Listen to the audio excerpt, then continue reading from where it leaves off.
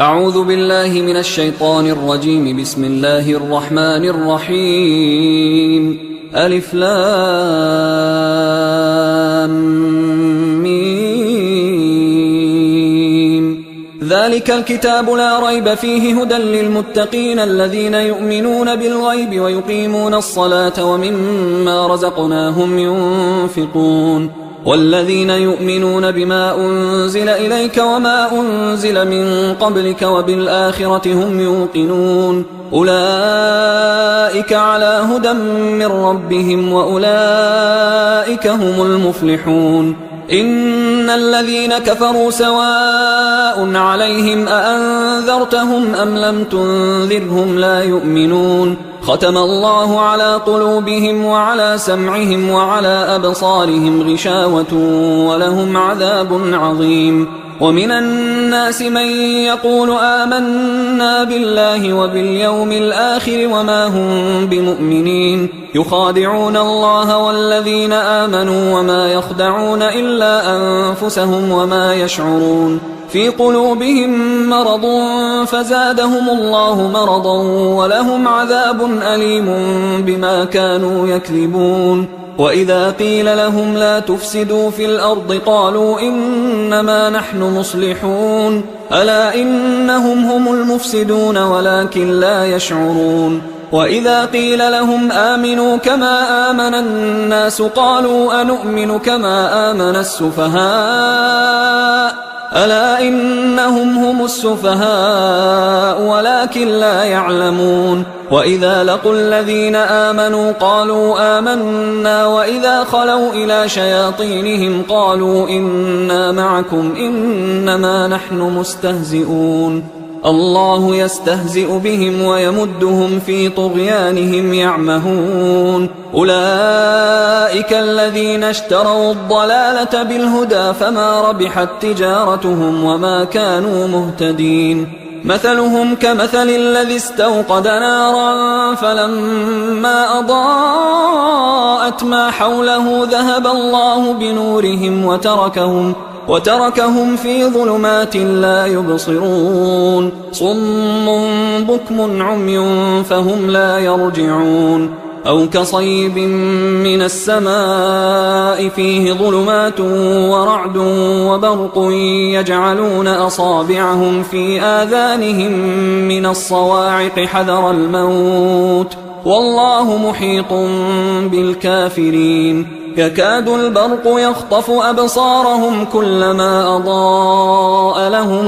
مشوا فيه وإذا أظلم عليهم قاموا ولو شاء الله لذهب بسمعهم وأبصارهم إن الله على كل شيء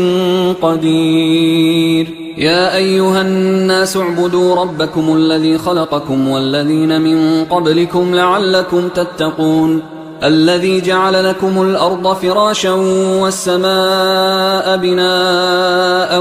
وأنزل من السماء ماء فأخرج به من الثمرات رزقا لكم فلا تجعلوا لله أندادا وأنتم تعلمون. وإن كنتم في ريب مما نزلنا على عبدنا فأتوا بسورة من مثله وادعوا شهداءكم من دون الله إن كنتم صادقين. فإن لم تفعلوا ولن تفعلوا فاتقوا النار التي وقودها الناس والحجارة أعدت للكافرين. وبشر الذين آمنوا وعملوا الصالحات أن لهم جنات تجري من تحتها الأنهار كلما رزقوا منها من ثمرة رزقا قالوا هذا الذي رزقنا من قبل وأتوا به متشابها ولهم فيها أزواج مطهرة وهم فيها خالدون. إن الله لا يستحيي أن يضرب مثلا ما بعوضة فما فوقها فأما الذين آمنوا فيعلمون أنه الحق من ربهم، وأما الذين كفروا فيقولون ماذا أراد الله بهذا مثلا يضل به كثيرا ويهدي به كثيرا وما يضل به إلا الفاسقين الذين ينقضون عهد الله من بعد ميثاقه ويقطعون ما أمر الله به أن يوصل ويفسدون في الأرض أولئك هم الخاسرون. كيف تكفرون بالله وكنتم أمواتا فأحياكم ثم يميتكم ثم يحييكم ثم إليه ترجعون. هو الذي خلق لكم ما في الأرض جميعا ثم استوى إلى السماء فسواهن 7 سماوات وهو بكل شيء عليم. وإذ قال ربك للملائكة إني جاعل في الأرض خليفة قالوا أتجعل فيها من يفسد فيها ويسفك الدماء ونحن نسبح بحمدك ونقدس لك قال إني أعلم ما لا تعلمون. وعلم آدم الأسماء كلها ثم عرضهم على الملائكة فقال أنبئوني بأسماء هؤلاء إن كنتم صادقين. قالوا سبحانك لا علم لنا إلا ما علمتنا إنك أنت العليم الحكيم. قال يا آدم أنبئهم بأسمائهم فلما أنبأهم بأسمائهم قال ألم أقل لكم إني أعلم غيب السماوات والأرض وأعلم ما تبدون وما كنتم تكتمون. وإذ قلنا للملائكة اسجدوا لآدم فسجدوا إلا إبليس أبى واستكبر وكان من الكافرين. وقلنا يا آدم اسكن أنت وزوجك الجنة وكلا منها رغدا حيث شئتما ولا تقربا هذه الشجرة فتكونا من الظالمين. فأزلهما الشيطان عنها فأخرجهما مما كانا فيه وقلنا اهبطوا بعضكم لبعض عدو ولكم في الأرض مستقر ومتاع إلى حين. فتلقى آدم من ربه كلمات فتاب عليه إنه هو التواب الرحيم. قلنا اهبطوا منها جميعا فإما يأتينكم مني هدى فمن تبع هداي فلا خوف عليهم ولا هم يحزنون. والذين كفروا وكذبوا بآياتنا أولئك أصحاب النار هم فيها خالدون. يا بني إسرائيل اذكروا نعمتي التي أنعمت عليكم وأوفوا بعهدي أوف بعهدكم وإياي فارهبون. وآمنوا بما أنزلت مصدقا لما معكم ولا تكونوا أول كافر به ولا تشتروا بآياتي ثمنا قليلا وإياي فاتقون. ولا تلبسوا الحق بالباطل وتكتموا الحق وأنتم تعلمون. وأقيموا الصلاة وآتوا الزكاة واركعوا مع الراكعين. أتأمرون الناس بالبر وتنسون أنفسكم وأنتم تتلون الكتاب أفلا تعقلون. واستعينوا بالصبر والصلاة وإنها لكبيرة إلا على الخاشعين الذين يظنون أنهم ملاقو ربهم وأنهم إليه راجعون. يا بني إسرائيل اذكروا نعمتي التي أنعمت عليكم وأني فضلتكم على العالمين. واتقوا يوما لا تجزي نفس عن نفس شيئا ولا يقبل منها شفاعة ولا يؤخذ منها عدل ولا هم ينصرون. وإذ نجيناكم من آل فرعون يسومونكم سوء العذاب يذبحون أبناءكم ويستحيون نساءكم وفي ذلكم بلاء من ربكم عظيم. وإذ فرقنا بكم البحر فأنجيناكم وأغرقنا آل فرعون وأنتم تنظرون. وإذ واعدنا موسى 40 ليلة ثم اتخذتم العجل من بعده وأنتم ظالمون. ثم عفونا عنكم من بعد ذلك لعلكم تشكرون وإذ آتينا موسى الكتاب والفرقان لعلكم تهتدون وإذ قال موسى لقومه يا قوم إنكم ظلمتم أنفسكم باتخاذكم العجل فتوبوا إلى بارئكم فاقتلوا أنفسكم ذلكم خير لكم عند بارئكم فتاب عليكم إنه هو التواب الرحيم وإذ قلتم يا موسى لن نؤمن لك حتى نرى الله جهرة فأخذتكم الصاعقة وأنتم تنظرون ثم بعثناكم من بعد موتكم لعلكم تشكرون وظللنا عليكم الغمام وأنزلنا عليكم المن والسلوى كلوا من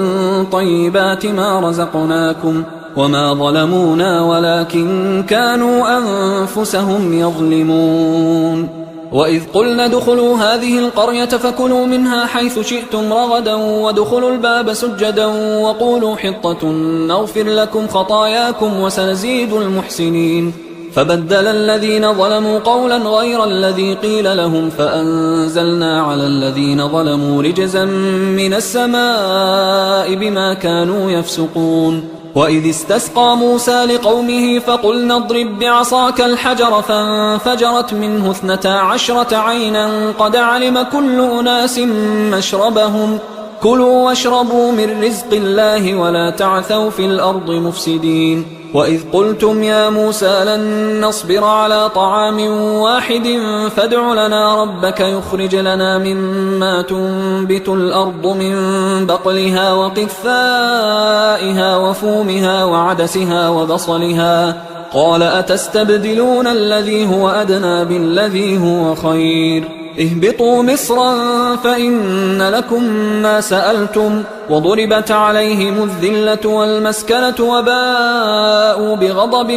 من الله ذلك بأنهم كانوا يكفرون بآيات الله ويقتلون النبيين بغير الحق ذلك بما عصوا وكانوا يعتدون إن الذين آمنوا والذين هادوا والنصارى والصابئين من آمن بالله واليوم الآخر وعمل صالحا فلهم أجرهم عند ربهم ولا خوف عليهم ولا هم يحزنون وإذ أخذنا ميثاقكم ورفعنا فوقكم الطور خذوا ما آتيناكم بقوة واذكروا ما فيه لعلكم تتقون ثم توليتم من بعد ذلك فلولا فضل الله عليكم ورحمته لكنتم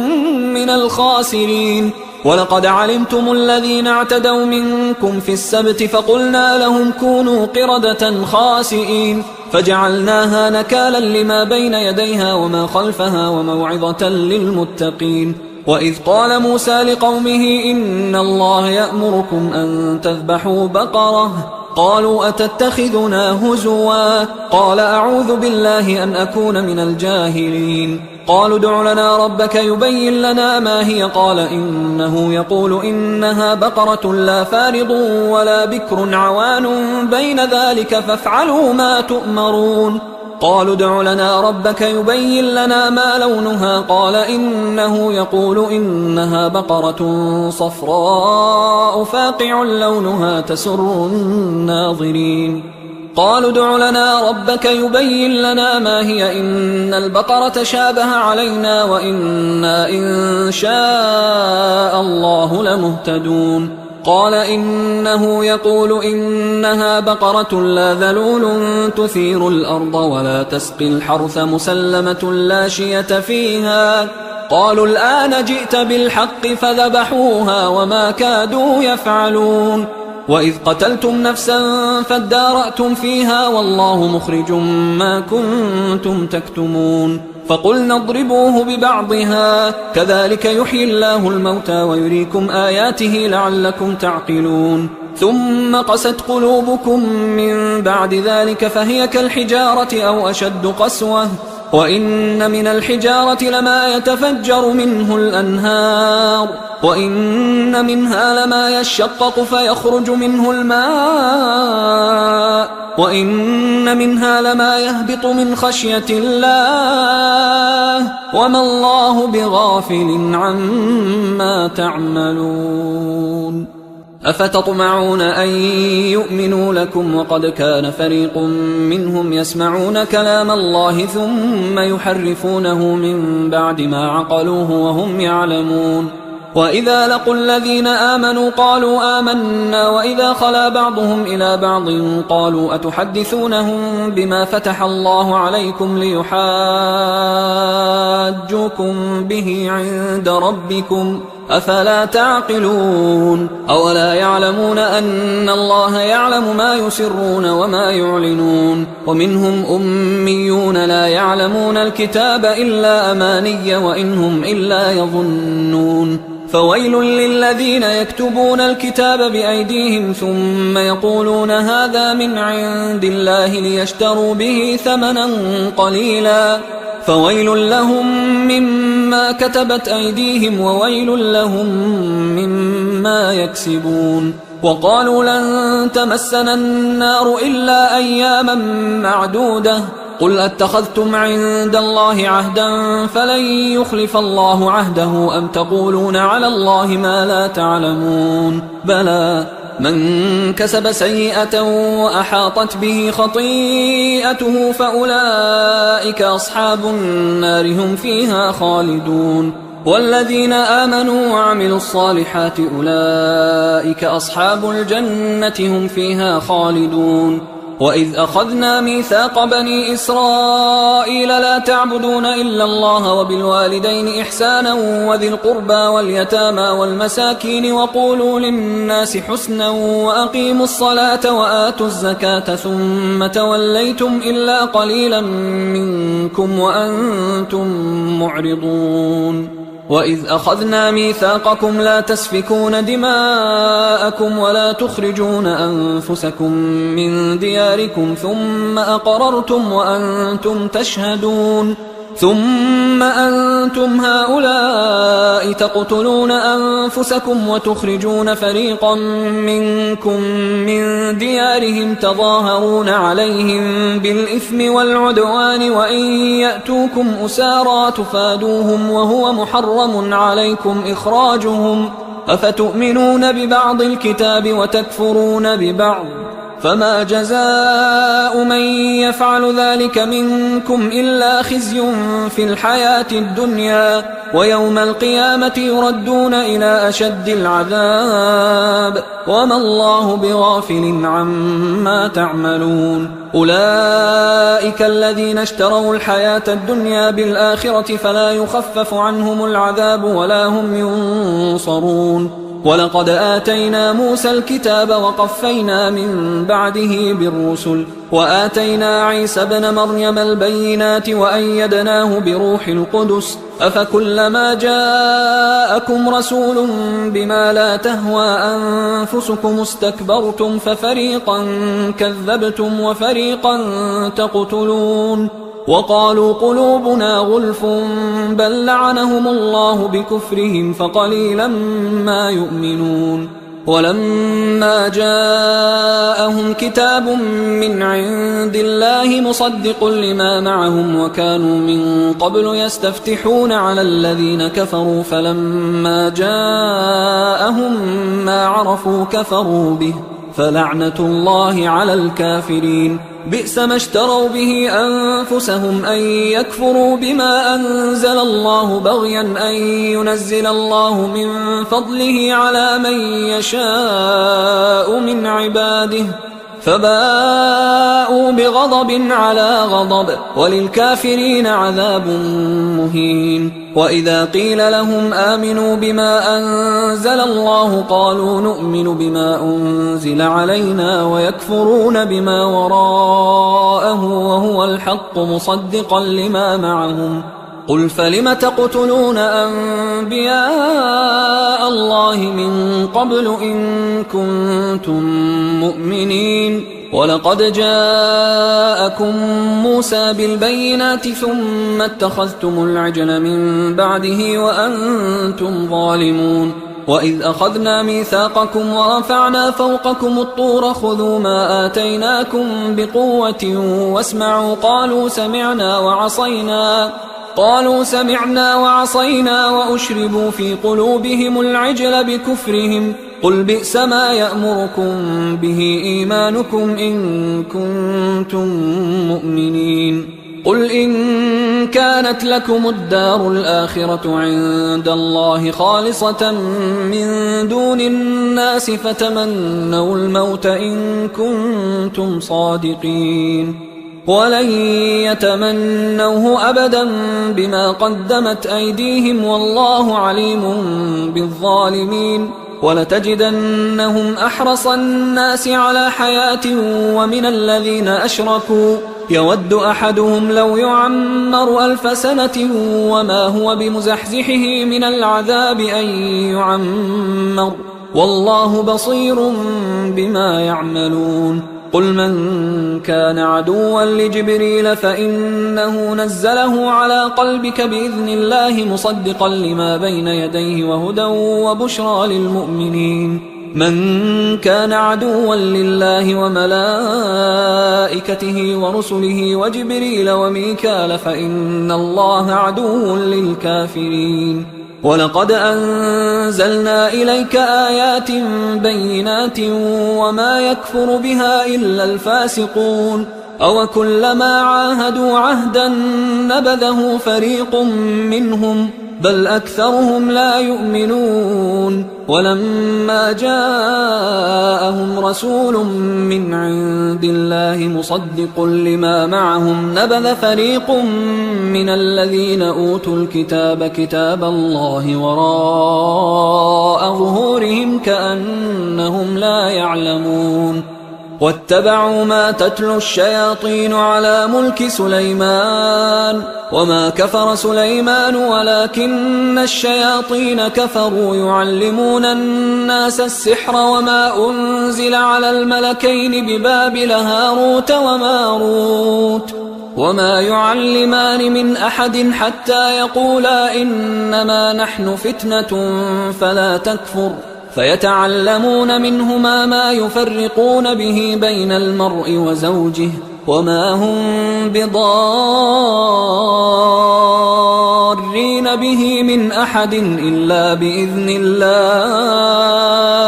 ويتعلمون ما يضرهم ولا ينفعهم ولقد علموا لمن اشتراه ما له في الآخرة من خلاق ولبئس ما شروا به أنفسهم لو كانوا يعلمون ولو أنهم آمنوا واتقوا لمثوبة من عند الله خير لو كانوا يعلمون يا أيها الذين آمنوا لا تقولوا راعنا وقولوا انظرنا واسمعوا وللكافرين عذاب أليم ما يود الذين كفروا من أهل الكتاب ولا المشركين أن ينزل عليكم من خير من ربكم والله يختص برحمته من يشاء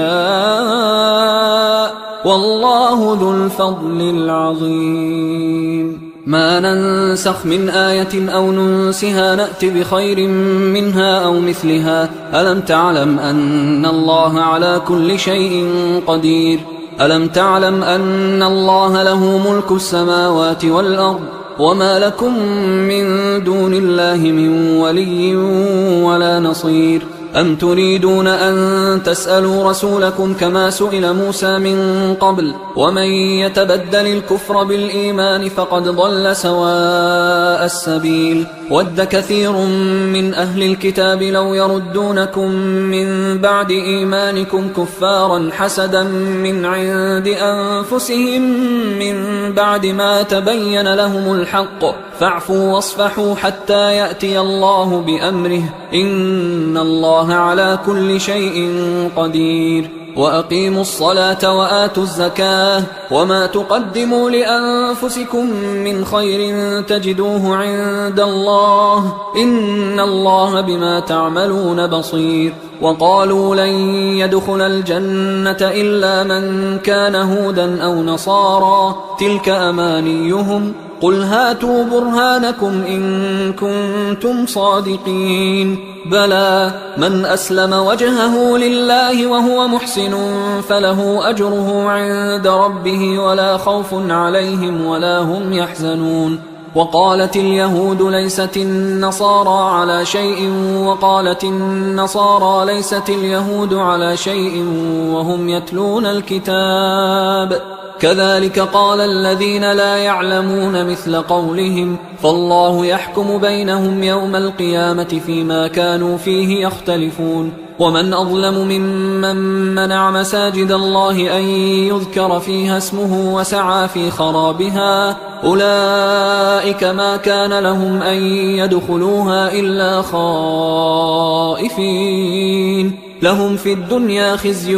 ولهم في الآخرة عذاب عظيم ولله المشرق والمغرب فأينما تولوا فثم وجه الله إن الله واسع عليم وقالوا اتخذ الله ولدا سبحانه بل له ما في السماوات والأرض كل له قانتون بديع السماوات والأرض وإذا قضى أمرا فإنما يقول له كن فيكون وقال الذين لا يعلمون لولا يكلمنا الله أو تأتينا آية كذلك قال الذين من قبلهم مثل قولهم تشابهت قلوبهم قد بينا الآيات لقوم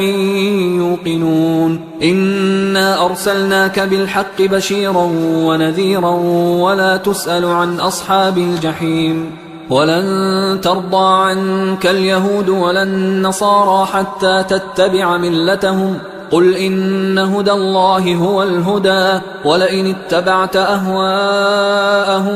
بعد الذي جاءك من العلم ما لك من الله من ولي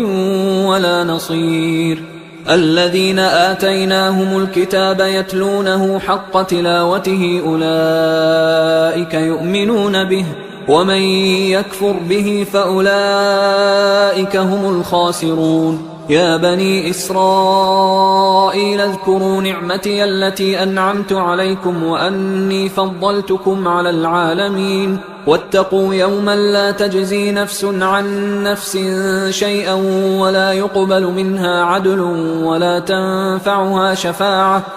تنفعها شفاعة ولا هم ينصرون وإذ ابتلى إبراهيم ربه بكلمات فأتمهن قال إني جاعلك للناس إماما قال ومن ذريتي قال لا ينال عهد الظالمين وإذ جعلنا البيت مثابة للناس وأمنا واتخذوا من مقام إبراهيم مصلى وعهدنا إلى إبراهيم وإسماعيل أن طهرا بيتي للطائفين والعاكفين والركع السجود وإذ قال إبراهيم رب اجعل هذا بلدا آمنا وارزق أهله من الثمرات من آمن منهم بالله واليوم الآخر قال ومن كفر فأمتعه قليلا ثم أضطره إلى عذاب النار وبئس المصير وإذ يرفع إبراهيم القواعد من البيت وإسماعيل ربنا تقبل منا إنك أنت السميع العليم ربنا وجعلنا مسلمين لك ومن ذريتنا أمة مسلمة لك وأرنا مناسكنا وتب علينا إنك أنت التواب الرحيم ربنا وبعث فيهم رسولا منهم يتلو عليهم آياتك ويعلمهم الكتاب والحكمة ويزكيهم إنك أنت العزيز الحكيم ومن يرغب عن ملة إبراهيم إلا من سفه نفسه ولقد اصطفيناه في الدنيا وإنه في الآخرة لمن الصالحين إذ قال له ربه أسلم قال أسلمت لرب العالمين. ووصى بها إبراهيم بنيه ويعقوب يا بني إن الله اصطفى لكم الدين فلا تموتن إلا وأنتم مسلمون. أم كنتم شهداء إذ حضر يعقوب الموت إذ قال لبنيه ما تعبدون من بعدي قالوا نعبد إلهك وإله آبائك إبراهيم وإسماعيل وإسحاق إلها واحدا ونحن له مسلمون. تلك أمة قد خلت لها ما كسبت ولكم ما كسبتم ولا تسألون عما كانوا يعملون. وقالوا كونوا هودا أو نصارى تهتدوا قل بل ملة إبراهيم حنيفا وما كان من المشركين. قولوا آمنا بالله وما أنزل إلينا وما أنزل إلى إبراهيم وإسماعيل وإسحاق ويعقوب والأسباط وما أوتي موسى وعيسى وما أوتي النبيون من ربهم لا نفرق بين أحد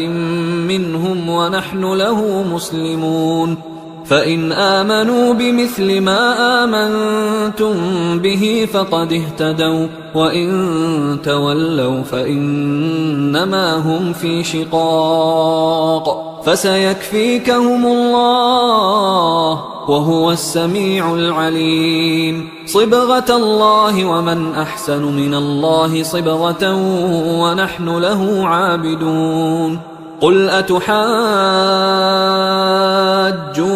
في الله وهو ربنا وربكم ولنا أعمالنا ولكم أعمالكم ونحن له مخلصون. أم تقولون إن إبراهيم وإسماعيل وإسحاق ويعقوب والأسباط كانوا هودا أو نصارى قل أأنتم أعلم أم الله ومن أظلم ممن كتم شهادة عنده من الله وما الله بغافل عما تعملون. تلك أمة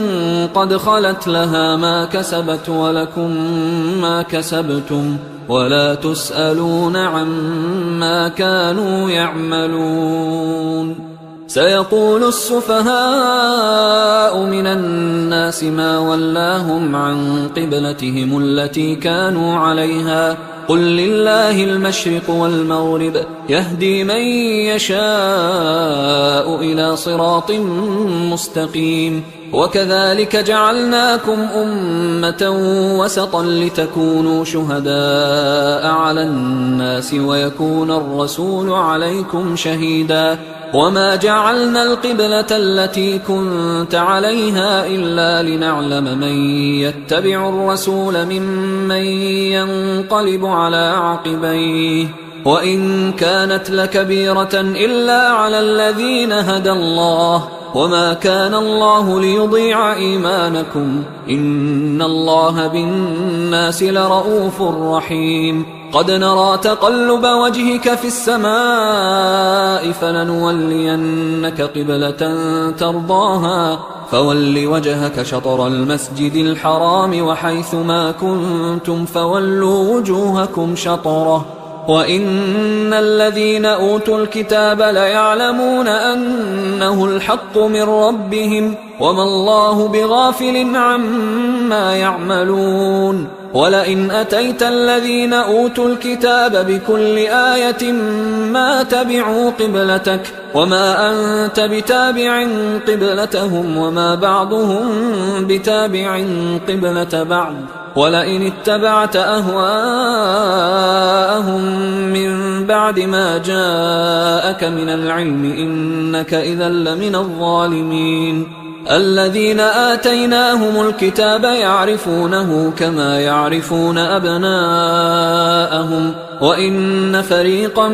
منهم ليكتمون الحق وهم يعلمون الحق من ربك فلا تكونن من الممترين ولكل وجهة هو موليها فاستبقوا الخيرات أينما تكونوا يأت بكم الله جميعا إن الله على كل شيء قدير ومن حيث خرجت فول وجهك شطر المسجد الحرام وإنه للحق من ربك وما الله بغافل عما تعملون ومن حيث خرجت فول وجهك شطر المسجد الحرام وحيث ما كنتم فولوا وجوهكم شطره لئلا يكون للناس عليكم حجة إلا الذين ظلموا منهم فلا تخشوهم واخشوني ولأتم نعمتي عليكم ولعلكم تهتدون كما أرسلنا فيكم رسولا منكم يتلو عليكم آياتنا ويزكيكم ويعلمكم الكتاب والحكمة ويعلمكم ما لم تكونوا تعلمون فاذكروني أذكركم واشكروا لي ولا تكفرون يا أيها الذين آمنوا استعينوا بالصبر والصلاة إن الله مع الصابرين ولا تقولوا لمن يقتل في سبيل الله أموات بل أحياء ولكن لا تشعرون ولنبلونكم بشيء من الخوف والجوع ونقص من الأموال والأنفس والثمرات وبشر الصابرين الذين إذا أصابتهم مصيبة قالوا إنا لله وإنا إليه راجعون أولئك عليهم صلوات من ربهم ورحمة وأولئك هم المهتدون إن الصفا والمروة من شعائر الله فمن حج البيت أو اعتمر فلا جناح عليه أن يطوف بهما ومن تطوع خيرا فإن الله شاكر عليم إن الذين يكتمون ما أنزلنا من البينات والهدى من بعد ما بيناه للناس في الكتاب أولئك يلعنهم الله ويلعنهم اللاعنون إلا الذين تابوا وأصلحوا وبينوا فأولئك أتوب عليهم وأنا التواب الرحيم إن الذين كفروا وماتوا وهم كفار أولئك عليهم لعنة الله والملائكة والناس أجمعين خالدين فيها لا يخفف عنهم العذاب ولا هم ينظرون وإلهكم إله واحد لا إله إلا هو الرحمن الرحيم إن في خلق السماوات والأرض واختلاف الليل والنهار والفلك التي تجري في البحر بما ينفع الناس وما أنزل الله من السماء من ماء فأحيا به الأرض بعد موتها وبث فيها من كل دابة وتصريف الرياح والسحاب المسخر بين السماء والأرض لآيات لقوم يعقلون ومن الناس من يتخذ من دون الله أندادا يحبونهم كحب الله والذين آمنوا أشد حبا لله ولو يرى الذين ظلموا إذ يرون العذاب أن القوة لله جميعا وأن الله شديد العذاب إذ تبرأ الذين اتبعوا من الذين اتبعوا ورأوا العذاب وتقطعت بهم الأسباب وقال الذين اتبعوا لو أن لنا كرة فنتبرأ منهم كما تبرأوا منا كذلك يريهم الله أعمالهم حسرات عليهم وما هم بخارجين من النار يا أيها الناس كلوا مما في الأرض حلالا طيبا ولا تتبعوا خطوات الشيطان إنه لكم عدو مبين إنما يأمركم بالسوء والفحشاء وأن تقولوا على الله ما لا تعلمون وإذا قيل لهم اتبعوا ما أنزل الله قالوا بل نتبع ما ألفينا عليه آباءنا أولو كان آباؤهم لا يعقلون شيئا ولا يهتدون ومثل الذين كفروا كمثل الذي ينعق بما لا يسمع إلا دعاء ونداء صم بكم عمي فهم لا يعقلون يا أيها الذين آمنوا كلوا من طيبات ما رزقناكم واشكروا لله إن كنتم إياه تعبدون إنما حرم عليكم الميتة والدم ولحم الخنزير وما أهل به لغير الله فمن اضطر غير باغ ولا عاد فلا إثم عليه إن الله غفور رحيم إن الذين يكتمون ما أنزل الله من الكتاب ويشترون به ثمنا قليلا أولئك ما يأكلون في بطونهم إلا النار ولا يكلمهم الله يوم القيامة ولا يزكيهم ولهم عذاب أليم أولئك الذين اشتروا الضلالة بالهدى والعذاب بالمغفرة فما أصبرهم على النار ذلك بأن الله نزل الكتاب بالحق وإن الذين اختلفوا في الكتاب لفي شقاق بعيد ليس البر أن تولوا وجوهكم قبل المشرق والمغرب ولكن البر من آمن بالله واليوم الآخر والملائكة والكتاب والنبيين وآتى المال على حبه ذوي القربى واليتامى والمساكين وابن السبيل والسائلين وفي الرقاب وأقام الصلاة وآتى الزكاة والموفون بعهدهم إذا عاهدوا والصابرين في البأساء والضراء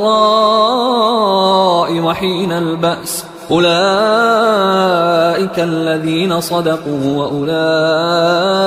هم المتقون يا أيها الذين آمنوا كتب عليكم القصاص في القتلى الحر بالحر والعبد بالعبد والأنثى بالأنثى فمن عفي له من أخيه شيء فاتباع بالمعروف وأداء إليه بإحسان ذلك تخفيف من ربكم ورحمة فمن اعتدى بعد ذلك فله عذاب أليم ولكم في القصاص حياة يا أولي الألباب لعلكم تتقون كتب عليكم إذا حضر أحدكم الموت إن ترك خيرا الوصية للوالدين والأقربين بالمعروف حقا على المتقين فمن بدله بعدما سمعه فإنما إثمه على الذين يبدلونه إن الله سميع عليم فمن خاف من موص جنفا أو إثما فأصلح بينهم فلا إثم عليه إن الله غفور رحيم.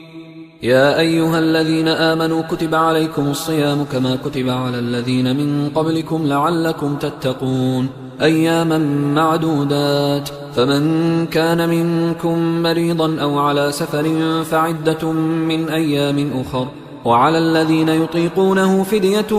طعام مسكين، فمن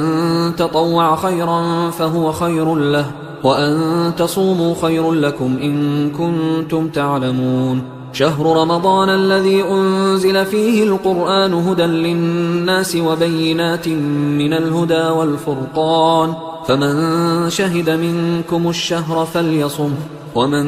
كان مريضا أو على سفر فعدة من أيام أخر، يريد الله بكم اليسر ولا يريد بكم العسر ولتكملوا العدة ولتكبروا الله على ما هداكم ولعلكم تشكرون. وإذا سألك عبادي عني فإني قريب أجيب دعوة الداعي إذا دعان، فليستجيبوا لي وليؤمنوا بي لعلهم يرشدون. أحل لكم ليلة الصيام الرفث إلى نسائكم هن لباس لكم وأنتم لباس لهن، علم الله أنكم كنتم تختانون أنفسكم فتاب عليكم وعفى عنكم، فالآن باشروهن وابتغوا ما كتب الله لكم، وكلوا واشربوا حتى يتبين لكم الخيط الأبيض من الخيط الأسود من الفجر، ثم أتموا الصيام إلى الليل، ولا تباشروهن وأنتم عاكفون في المساجد، تلك حدود الله فلا تقربوها، كذلك يبين الله آياته للناس لعلهم يتقون. ولا تأكلوا أموالكم بينكم بالباطل وتدلوا بها إلى الحكام لتأكلوا فريقا من أموال الناس بالإثم وأنتم تعلمون. يسألونك عن الأهلة قل هي مواقيت للناس والحج، وليس البر بأن تأتوا البيوت من ظهورها ولكن البر من اتقى، وأتوا البيوت من أبوابها واتقوا الله لعلكم تفلحون. وقاتلوا في سبيل الله الذين يقاتلونكم ولا تعتدوا إن الله لا يحب المعتدين. وقتلوهم حيث ثقفتموهم وأخرجوهم من حيث أخرجوكم والفتنة أشد من القتل، ولا تقاتلوهم عند المسجد الحرام حتى يقاتلوكم فيه، فإن قاتلوكم فاقتلوهم، كذلك جزاء الكافرين، فإن انتهوا فإن الله غفور رحيم. وقاتلوهم حتى لا تكون فتنة ويكون الدين لله، فإن انتهوا فلا عدوان إلا على الظالمين. الشهر الحرام بالشهر الحرام والحرمات قصاص، فمن اعتدى عليكم فاعتدوا عليه بمثل ما اعتدى عليكم، واتقوا الله واعلموا أن الله مع المتقين. وأنفقوا في سبيل الله ولا تلقوا بأيديكم إلى التهلكة وأحسنوا إن الله يحب المحسنين. وأتموا الحج والعمرة لله، فإن أحصرتم فما استيسر من الهدي، ولا تحلقوا رؤوسكم حتى يبلغ الهدي محله، فمن كان منكم مريضا أو به أذى من رأسه ففدية من صيام أو صدقة أو نسك، فإذا أمنتم فمن تمتع بالعمرة إلى الحج فما استيسر من الهدي، فمن لم يجد فصيام 3 أيام في الحج و7 إذا رجعتم، تلك 10 كاملة، ذلك لمن لم يكن أهله حاضر المسجد الحرام. واتقوا الله واعلموا أن الله شديد العقاب. الحج أشهر معلومات، فمن فرض فيهن الحج فلا رفث ولا فسوق ولا جدال في الحج وما تفعلوا من خير يعلمه الله وتزودوا فإن خير الزاد التقوى واتقون يا أولي الألباب ليس عليكم جناح أن تبتغوا فضلا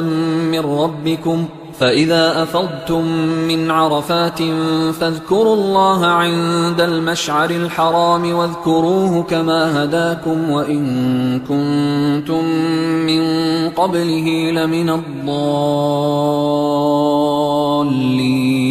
ثم أفيضوا من حيث أفاض الناس واستغفروا الله إن الله غفور رحيم فإذا قضيتم مناسككم فاذكروا الله كذكركم آباءكم أو أشد ذكرا فمن الناس من يقول ربنا آتنا في الدنيا وما له في الآخرة من خلاق ومنهم من يقول ربنا آتنا في الدنيا حسنة وفي الآخرة حسنة وقنا عذاب النار أولئك لهم نصيب مما كسبوا والله سريع الحساب واذكروا الله في أيام معدودات فمن تعجل في يومين فلا إثم عليه ومن تأخر فلا إثم عليه لمن اتقى واتقوا الله واعلموا أنكم إليه تحشرون ومن الناس من يعجبك قوله في الحياة الدنيا ويشهد الله على ما في قلبه وهو ألد الخصام وإذا تولى سعى في الأرض ليفسد فيها ويهلك الحرث والنسل والله لا يحب الفساد وإذا قيل له اتق الله أخذته العزة بالإثم فحسبه جهنم ولبئس المهاد ومن الناس من يشري نفسه ابتغاء مرضات الله والله رؤوف بالعباد يا أيها الذين آمنوا ادخلوا في السلم كافة ولا تتبعوا خطوات الشيطان إنه لكم عدو مبين فإن زللتم من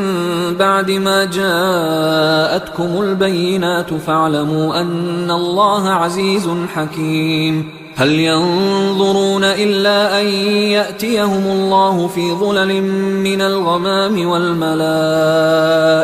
وقضي الأمر وإلى الله ترجع الأمور سل بني إسرائيل كم آتيناهم من آية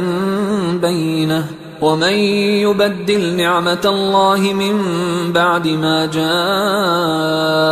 فإن الله شديد العقاب زين للذين كفروا الحياة الدنيا ويسخرون من الذين آمنوا والذين اتقوا فوقهم يوم القيامة والله يرزق من يشاء بغير حساب كان الناس أمة واحدة فبعث الله النبيين مبشرين ومنذرين وأنزل معهم الكتاب بالحق ليحكم بين الناس فيما اختلفوا فيه وما اختلف فيه إلا الذين أوتوه من بعد ما جاءتهم البينات بغيا بينهم فهدى الله الذين آمنوا لما اختلفوا فيه من الحق بإذنه والله يهدي من يشاء إلى صراط مستقيم أم حسبتم أن تدخلوا الجنة ولما يأتكم مثل الذين خلوا من قبلكم مستهم البأساء والضراء وزلزلوا حتى يقول الرسول والذين آمنوا معه متى نصر الله ألا إن نصر الله قريب يسألونك ماذا ينفقون قل ما أنفقتم من خير فللوالدين والأقربين واليتامى والمساكين وابن السبيل وما تفعلوا من خير فإن الله به عليم كتب عليكم القتال وهو كره لكم وعسى أن تكرهوا شيئا وهو خير لكم وعسى أن تحبوا شيئا وهو شر لكم والله يعلم وأنتم لا تعلمون يسألونك عن الشهر الحرام قتال فيه قل قتال فيه كبير وصد عن سبيل الله وكفر به والمسجد الحرام وإخراج أهله منه أكبر عند الله والفتنة أكبر من القتل ولا يزالون يقاتلونكم حتى يردوكم عن دينكم إن استطاعوا ومن يرتدد منكم عن دينه فيمت وهو كافر فأولئك حبطت أعمالهم في الدنيا والآخرة وأولئك أصحاب النار هم فيها خالدون إن الذين آمنوا والذين هاجروا وجاهدوا في سبيل الله أولئك يرجون رحمة الله والله غفور رحيم يسألونك عن الخمر والميسر قل فيهما إثم كبير ومنافع للناس وإثمهما أكبر من نفعهما ويسألونك ماذا ينفقون قل العفو كذلك يبين الله لكم الآيات لعلكم تتفكرون في الدنيا والآخرة ويسألونك عن اليتامى قل إصلاح لهم خير وإن تخالطوهم فإخوانكم والله يعلم المفسد من المصلح ولو شاء الله لأعنتكم إن الله عزيز حكيم ولا تنكحوا المشركات حتى يؤمن ولأمة مؤمنة خير من مشركة ولو أعجبتكم ولا تنكحوا المشركين حتى يؤمنوا ولعبد مؤمن خير من مشرك ولو أعجبكم أولئك يدعون إلى النار والله يدعو إلى الجنة والمغفرة بإذنه ويبين آياته للناس لعلهم يتذكرون ويسألونك عن المحيض قل هو أذى فاعتزلوا النساء في المحيض ولا تقربوهن حتى يطهرن فإذا تطهرن فأتوهن من حيث أمركم الله إن الله يحب التوابين ويحب المتطهرين نساؤكم حرث لكم فأتوا حرثكم أنا شئتم وقدموا لأنفسكم واتقوا الله واعلموا أنكم ملاقوه وبشر المؤمنين ولا تجعلوا الله عرضة لأيمانكم أن تبروا وتتقوا وتصلحوا بين الناس والله سميع عليم لا يؤاخذكم الله باللغو في أيمانكم ولكن يؤاخذكم بما كسبت قلوبكم والله غفور حليم للذين يؤلون من نسائهم تربص 4 أشهر فإن فاءوا فإن الله غفور رحيم وإن عزموا الطلاق فإن الله سميع عليم والمطلقات يتربصن بأنفسهن 3 قروء ولا يحل لهن أن يكتمن ما خلق الله في أرحامهن إن كن يؤمن بالله واليوم الآخر وبعولتهن أحق بردهن في ذلك إن أرادوا إصلاحا ولهن مثل الذي عليهن بالمعروف وللرجال عليهن درجة والله عزيز حكيم الطلاق 2 مرتان فإمساك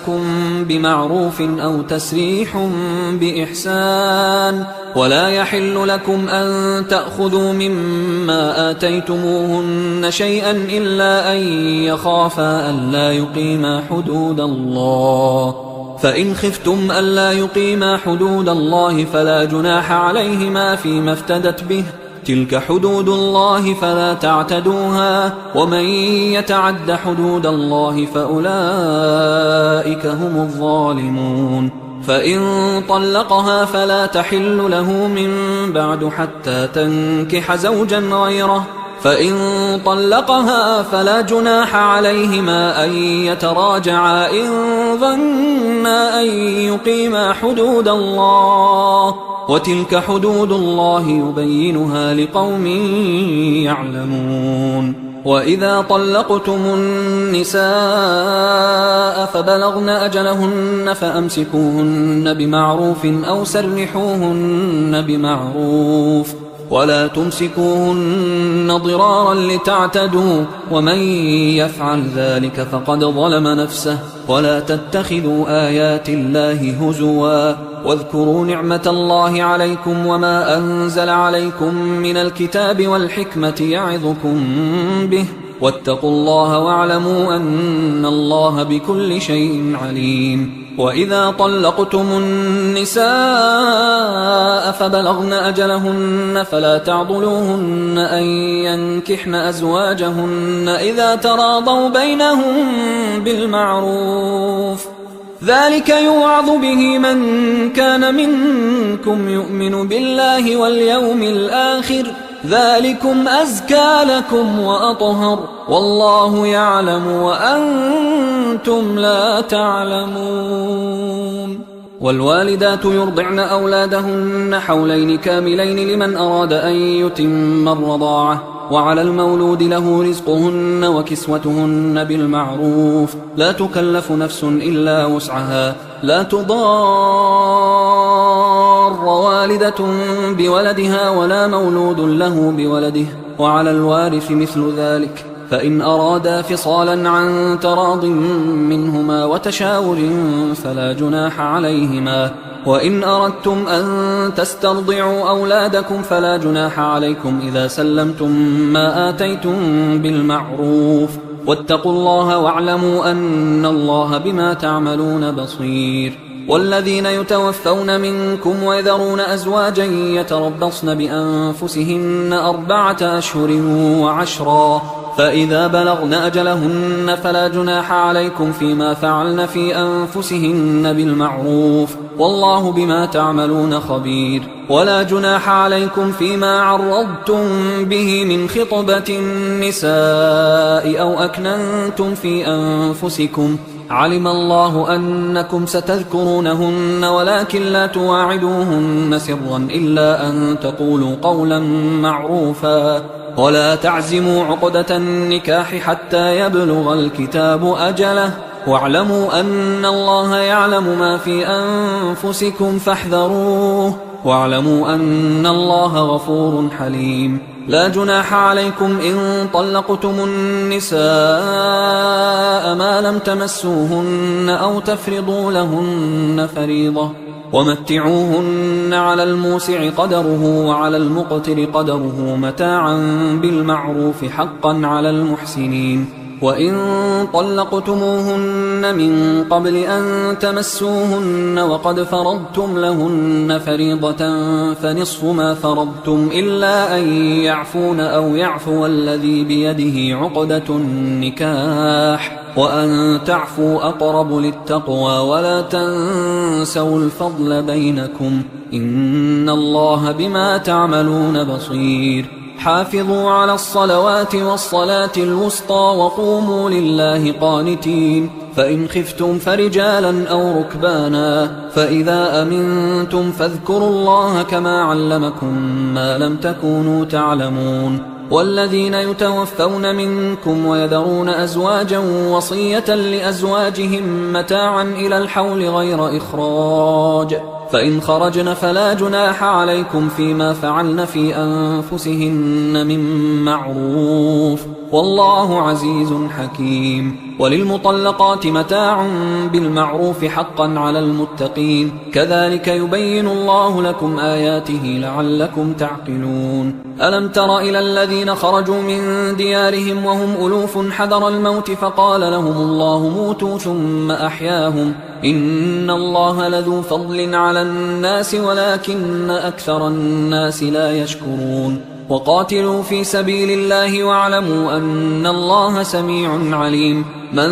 ذا الذي يقرض الله قرضا حسنا فيضاعفه له أضعافا كثيرة والله يقبض ويبسط وإليه ترجعون ألم تر إلى الملأ من بني إسرائيل من بعد موسى إذ قالوا لنبي له مبعث لنا ملكا نقاتل في سبيل الله قال هل عسيتم إن كتب عليكم القتال ألا تقاتلوا قالوا وما لنا ألا نقاتل في سبيل الله وقد أخرجنا من ديارنا وأبنائنا فلما كتب عليهم القتال تولوا إلا قليلا منهم والله عليم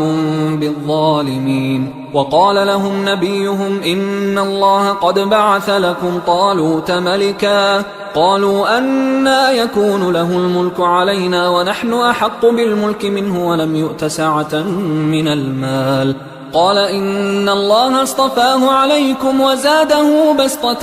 في العلم والجسم والله يؤتي ملكه من يشاء والله واسع عليم وقال لهم نبيهم إن آية ملكه أن يأتيكم التابوت فيه سكينة من ربكم وبقية مما ترك آل موسى وآل هارون تحمله الملائكة إن في ذلك لآية لكم إن كنتم مؤمنين فلما فصل طالوت بالجنود قال إن الله مبتليكم بنهر فمن شرب منه فليس مني ومن لم يطعمه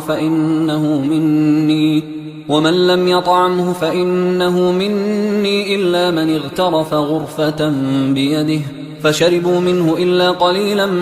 منهم فلما جاوزه هو والذين آمنوا معه قالوا لا طاقة لنا اليوم بجالوت وجنوده قال الذين يظنون أنهم ملاقوا الله كم من فئة قليلة غلبت فئة كثيرة بإذن الله والله مع الصابرين ولما برزوا لجالوت وجنوده قالوا ربنا أفرغ علينا صبرا وثبت أقدامنا وانصرنا على القوم الكافرين فهزموهم بإذن الله وقتل داود جالوت وآتاه الله الملك والحكمة وعلمه مما يشاء ولولا دفع الله الناس بعضهم ببعض لفسدت الأرض ولكن الله ذو فضل على العالمين تلك آيات الله نتلوها عليك بالحق وإنك لمن المرسلين تلك الرسل فضلنا بعضهم على بعض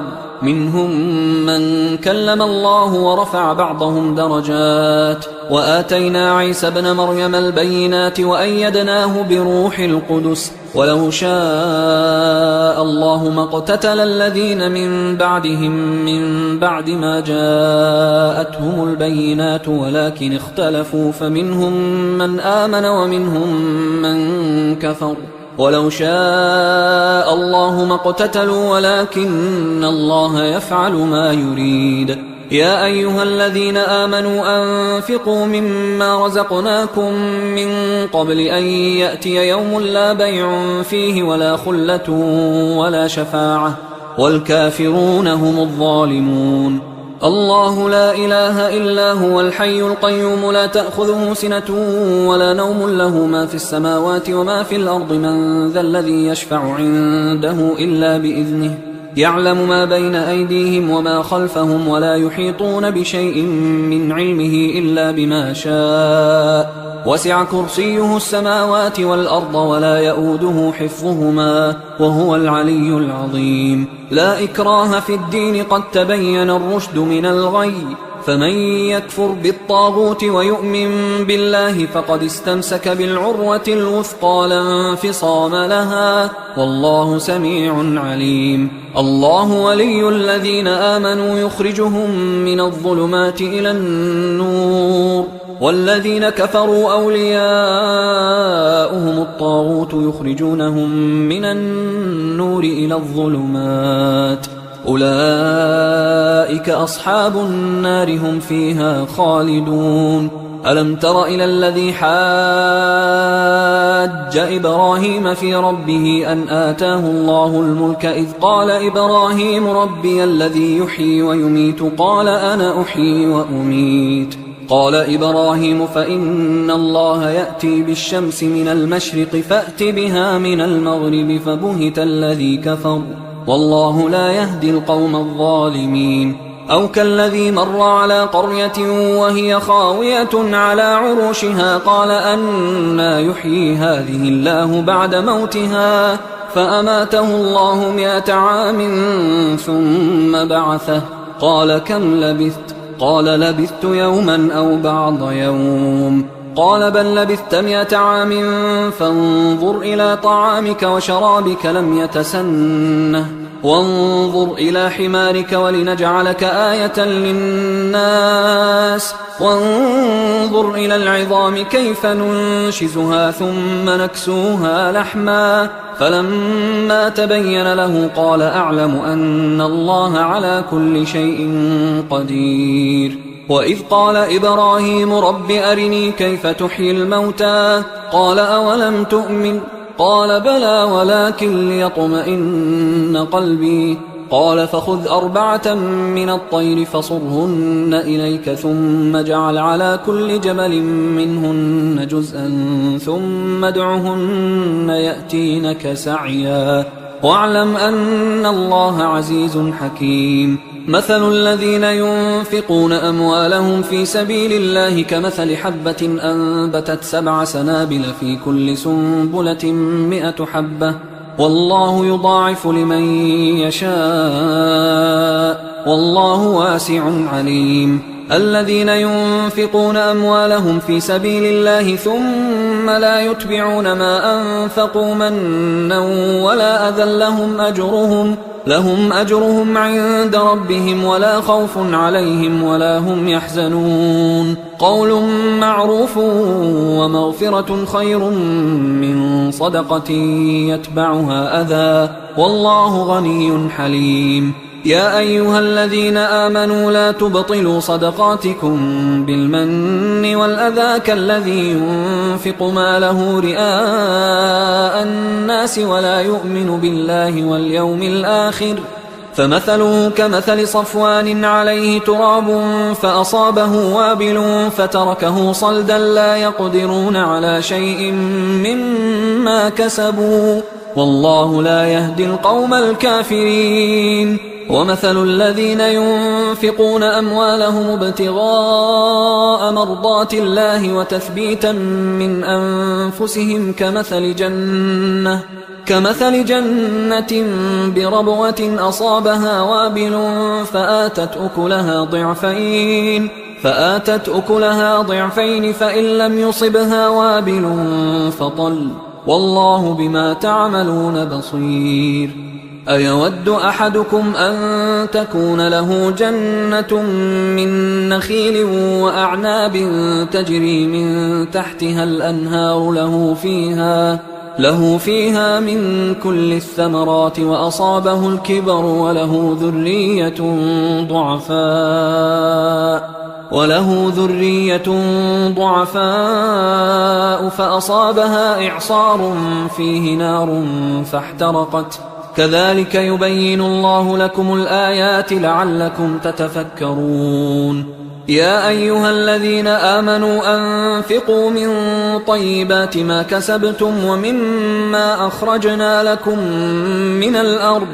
ولا تيمموا الخبيث منه تنفقون ولستم بآخذيه إلا أن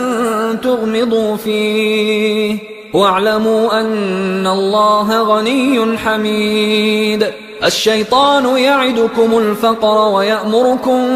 بالفحشاء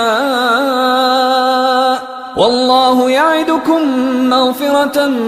منه وفضلا والله واسع عليم. يؤتي الحكمة من يشاء ومن يؤت الحكمة فقد أوتي خيرا كثيرا وما يذكر إلا أولو الألباب. وما أنفقتم من نفقة أو نذرتم من نذر فإن الله يعلمه وما للظالمين من أنصار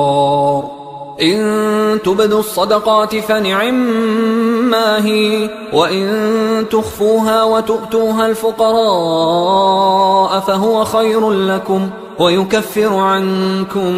من سيئاتكم والله بما تعملون خبير ليس عليك هداهم ولكن الله يهدي من يشاء وما تنفقوا من خير فلأنفسكم وما تنفقون إلا ابتغاء وجه الله وما تنفقوا من خير يوفى إليكم وأنتم لا تظلمون للفقراء الذين أحصروا في سبيل الله لا يستطيعون ضربا في الأرض يحسبهم الجاهل أغنياء من التعفف تعرفهم بسيماهم لا يسألون الناس إلحافا وما تنفقوا من خير فإن الله به عليم الذين ينفقون أموالهم بالليل والنهار سرا وعلانية فلهم أجرهم عند ربهم ولا خوف عليهم ولا هم يحزنون الذين يأكلون الربا لا يقومون إلا كما يقوم الذي يتخبطه الشيطان من المس ذلك بأنهم قالوا إنما البيع مثل الربا وأحل الله البيع وحرم الربا فمن جاءه موعظة من ربه فانتهى فله ما سلف وأمره إلى الله ومن عاد فأولئك أصحاب النار هم فيها خالدون يمحق الله الربا ويربي الصدقات والله لا يحب كل كفار أثيم إن الذين آمنوا وعملوا الصالحات وأقاموا الصلاة وآتوا الزكاة لهم أجرهم عند ربهم ولا خوف عليهم ولا هم يحزنون يا أيها الذين آمنوا اتقوا الله وذروا ما بقي من الربا إن كنتم مؤمنين فإن لم تفعلوا فأذنوا بحرب من الله ورسوله وإن تبتم فلكم رؤوس أموالكم لا تظلمون ولا تظلمون وإن كان ذو عسرة فنظرة إلى ميسرة وأن تصدقوا خير لكم إن كنتم تعلمون واتقوا يوما ترجعون فيه إلى الله ثم توفى كل نفس ما كسبت وهم لا يظلمون يا أيها الذين آمنوا إذا تداينتم بدين إلى أجل مسمى فاكتبوه وليكتب بينكم كاتب بالعدل ولا يأب كاتب أن يكتب كما علمه الله فليكتب وليملل الذي عليه الحق وليتق الله ربه ولا يبخس منه شيئا فإن كان الذي عليه الحق سفيها أو ضعيفا أو لا يستطيع أن يمله فليملل وليه بالعدل واستشهدوا شهيدين من رجالكم فإن لم يكونا رجلين فرجل وامرأتان ممن ترضون من الشهداء أن تضل إحداهما فتذكر إحداهما الأخرى ولا يأبى الشهداء إذا ما دعوا ولا تسأموا أن تكتبوه صغيرا أو كبيرا إلى أجله ذلكم أقسط عند الله وأقوم للشهادة وأدنى أن لا ترتابوا إلا أن تكون تجارة حاضرة تديرونها بينكم فليس عليكم جناح ألا تكتبوها وأشهدوا إذا تبايعتم ولا يضار كاتب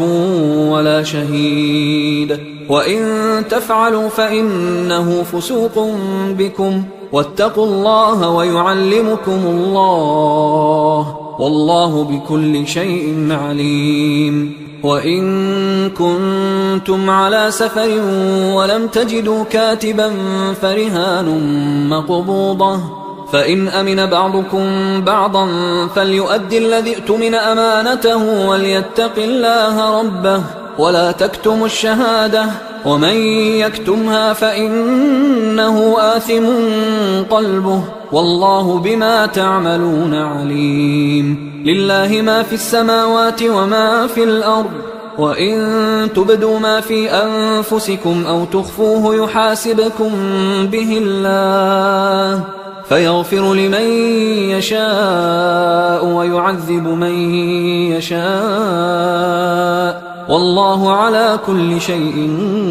قدير. آمن الرسول بما أنزل إليه من ربه والمؤمنون كل آمن بالله وملائكته وكتبه ورسله لا نفرق بين أحد من رسله وقالوا سمعنا وأطعنا غفرانك ربنا وإليك المصير. لا يكلف الله نفسا إلا وسعها، لها ما كسبت وعليها ما اكتسبت. ربنا لا تؤاخذنا إن نسينا أو أخطأنا، ربنا ولا تحمل علينا إصرا كما حملته على الذين من قبلنا، ربنا ولا تحملنا ما لا طاقة لنا به، واعف عنا واغفر لنا وارحمنا أنت مولانا فانصرنا على القوم الكافرين. حصريا على قارئ القرآن.